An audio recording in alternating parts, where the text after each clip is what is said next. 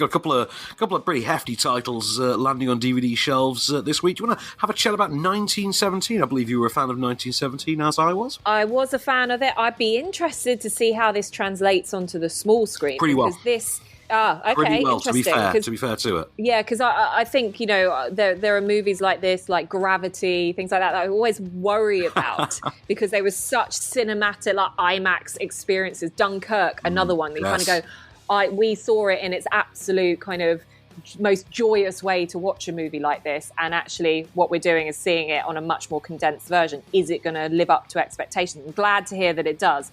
It's obviously it's a story that's very close to the director Sam Mendes. It's based on some memoirs from his own grandfather who fought in World War I, and it's about essentially two young male soldiers who are sent on a task to deliver a message to the front line, to essentially say, don't do it, don't go forward, it's a trap, and it's their journey that we're following.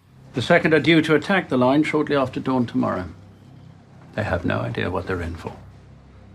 And we can't warn them. As a parting gift, the enemy cut all our telephone lines.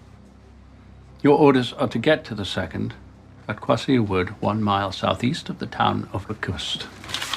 Deliver this to Colonel Mackenzie. It is a direct order to call off tomorrow morning's attack. If you don't, it will be a massacre. We will lose 2 battalions, 1,600 men, your brother among them. You think you can get there in time? Yes, sir.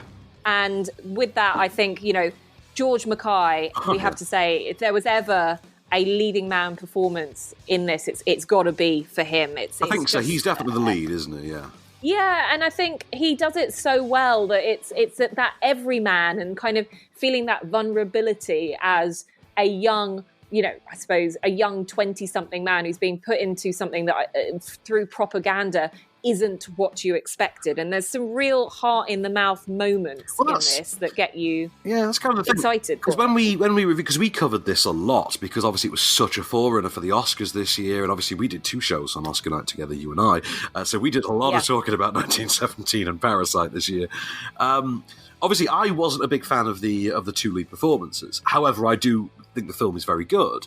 Having said that, there is one scene, like you say, about the young men in over their heads.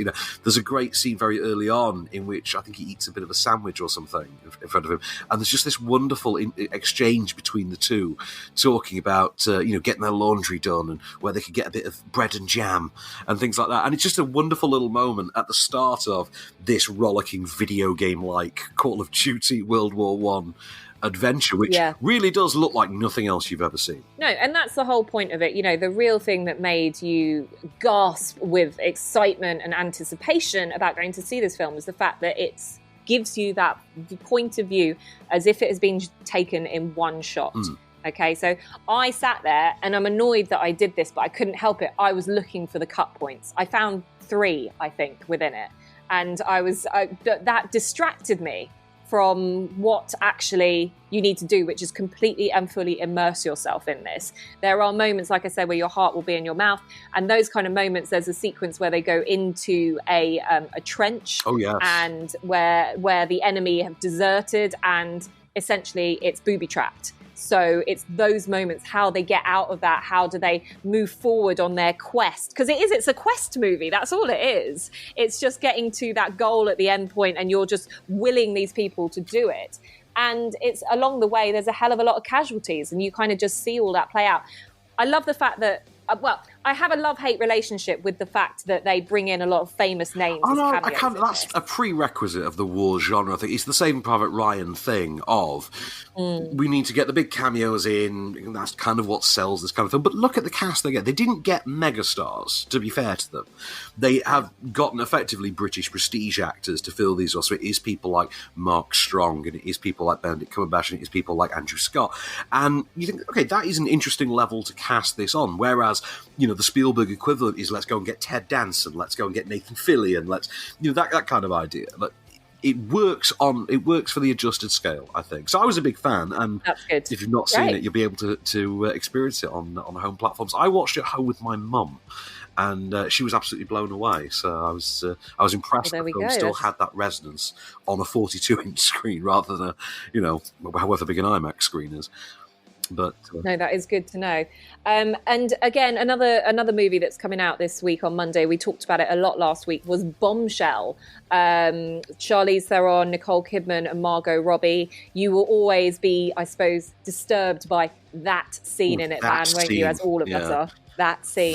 Scene. Anyone that's watched it will know. Yes. Very tense. Powerful stuff. Yeah, very, very tense.